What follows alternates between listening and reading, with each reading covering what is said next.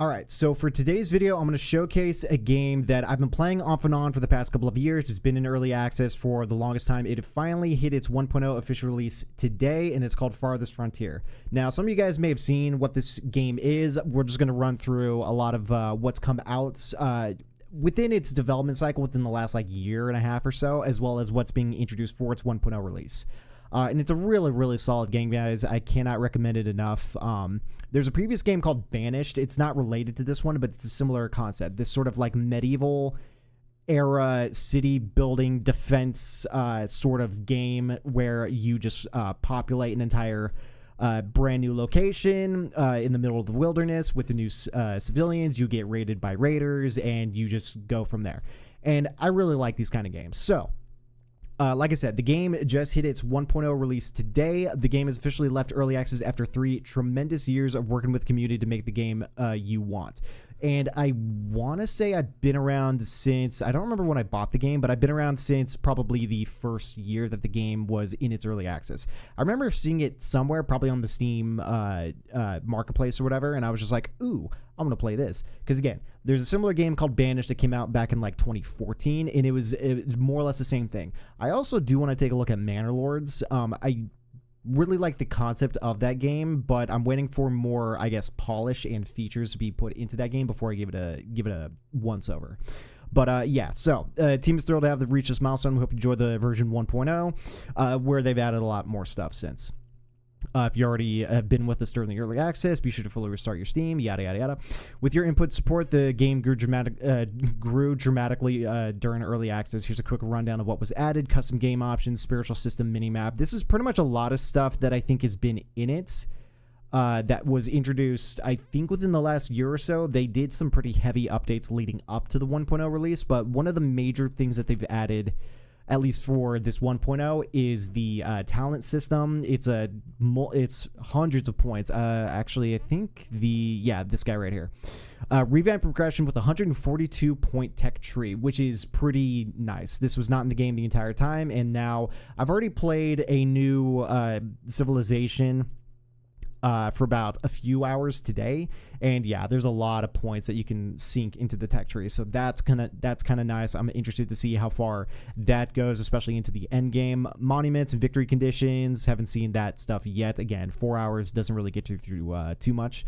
This is definitely a game where you sink hundreds of hours if you really want to. Dozens of new buildings, haven't seen any of that yet. Bridges is huge. I and the rest of the community have been just wanting bridges, and I think, yeah, bridges were introduced just for this 1.0 bit. New policy system I did take a look at. I haven't invested too much into it yet, but that's kind of nice. Updated animations, dope, and much more. I'm here for it. I love these screenshots of what the game could look like at a very late game sort of deal. Like, this looks like someone dropped in 100 hours. Granted, this is developers, but still, it'll take a while to reach some sprawling metropolis as it is. But nah, it's seriously one of those kind of games that I turn to again when I'm sitting at the computer and I'm just gaming on one monitor and just chilling at the end of the night, especially on a weekend where I'm just not doing anything. I'm decompressing. That's almost like a genre, a meta genre tag is decompression game. This game gives decompression. There can be hectic things. There are weather systems. There's ratings.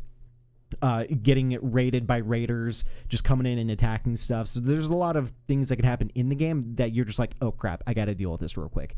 But not too much of it. You can, for the most part, just kind of sit to the side and just watch it sort of grow.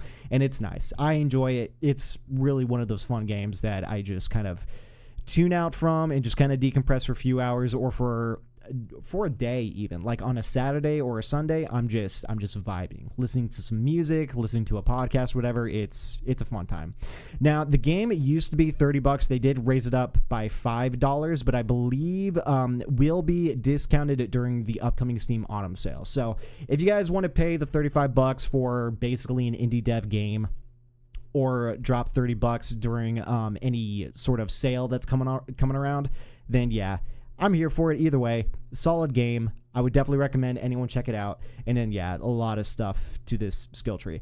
I'm not too into the tree yet. I'm pretty much just still at the first or second tier of the of this tree. So yeah, I'm kind of interested to see what kind of things this fully fundamentally changes to the game.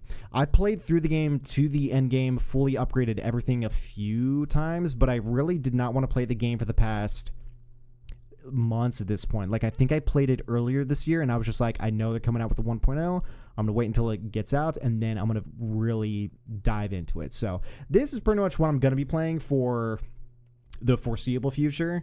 And I'm planning on actually doing a stream this upcoming Saturday, and we're just going to vibe and play a little bit of this and talk in chat and all that. So I'm here for it. Super, super excited for it. Now, I'm also kind of curious what the roadmap for the future of the game is going to look like, if they're going to drop any more major updates, or if it's just coasting at this point, working on some other titles, some other stuff. Who's to say? One thing that is kind of nice is that there is mod support for the game. I believe it's down here somewhere. Yeah, mod support. So I think I delved into a few mods, or maybe I think I'm in a different game, because I think mods have been in the game for a while now. But yeah, modding for this particular kind of game I think is a lot of fun, because there's plenty of stuff that the devs put into it that we were waiting for it to be put in. Like the skill tree, the tech tree, whatever, is nice, but bridges especially is probably a huge thing to implement. Now, I'm curious if the mods are really going to take over for customization for, not customization, but cosmetics for the style of buildings, or anything on top of that, or even double up the size of, I guess, upgrading to the game.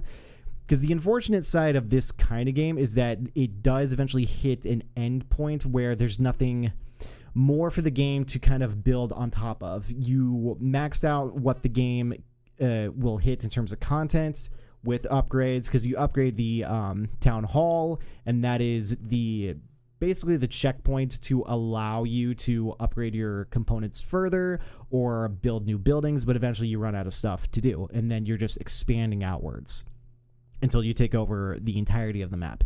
And that's what's kind of nice about this game, is that there are raiding camps that are surrounding the entire map. So you put a little platoon together, you go fight them, you kill them, you bring the resources back, because I think, they all have resources to kind of loot from, and you just kind of go from there. It's not as big as, I guess, a game like Civ. I've never played this Civilization games, and I really need to. I know Civ 6 is out right now. I believe that's the latest one. Don't quote me. Might be 7. Not sure. But these kind of indie games I've always enjoyed playing, and as well as any other like Civilization sim game. Those are fun. These are fun. Like I said, just chilling on your computer, vibing with this, having something else in the other monitor, and it's just so nice. It's so nice. Just decompression all around. But yeah, I've been waiting for this game to come out. I'm super excited. Well, I mean, it's been in early access, but it hitting its 1.0, it finally adding a bunch of new content to it, and I'm here for it. I can't wait to get through the rest of it, because I've actually not spent nearly as much time in this game as other people have. I've seen the reviews of people just being like, yay, 1.0 is out. 2,000 hours later. I'm just like, bro, 2,000 hours? That's kind of wild. Not me. But I think for this Civilization that I've just started, I'm going to go even harder than I have in the past to really build it out. And again, with I was going to say, let me scroll back down to the picture of the tree. Like, you mean to tell me every single one of these is clickable, selectable, and upgradable? There's a lot. There's a lot to this. 140 some odd points. And with my 4 hours into the game so far, because you get points passively going through the days, and you also get points building, and maybe an achievement, but building certain buildings. And then you can speed that process up by, I think, adding more buildings, or there's one of them that is increasing the amount of knowledge that you get to get a point. Knowledge points is what's required. But yeah, the amount of time that I think it's going to take to get through all of these is going to be a lot. So I'm curious how much time it's actually going to force through you to get through all of this and upgrade all of your stuff. Because hitting the end game, quote unquote, with everything upgraded and then you expand out was not that far along I think some people could definitely speed run to that end game sort of deal, but I think with the addition to this, it's going to expand the amount of time it's going to take to get to there, which is good. Because if there's no more things to do, all the time is spent, then I'm just like, okay, I'm good then. You can switch it up because there are other, I guess, difficult regions to build in. Like I've started one in plains. There's a forest one. I forget what it's called, where everything is plentiful. There's basically a desert one where there's nothing. So there is difficulty scaling that you can do at the very beginning, and you can go advanced and customize it a little bit harder to make your playthrough a little bit harder or very easy, up to you. So doing that, upgrading all of that, and just surviving for sure is going to be fun to see. So, and I'm also curious if the mod community is going to go hard to this game. So I'm here for it, dude. It's going to be fun. But yeah, with that, like I said, quick video, just highlighting this one particular game. I know there's some other news to cover today that I've seen pop up, but we're definitely going to dive into that tomorrow. But I just want to showcase this one because it's a fun one, and like I said, if you just want a sort of decompression sort of game, cannot recommend this game enough. It's been fun. Can't wait to play a little bit more of it. And yeah, any more games like this out there would be fantastic. Again, I want to hop into Manor Lords eventually and check that one out, but waiting for that to get rolling a little bit more with the features and updates. So with that, dudes, that's going to be it for today's video. Hope you guys enjoyed. I will see you guys tomorrow. You guys have a great rest of your day. Until then, I will see you guys later.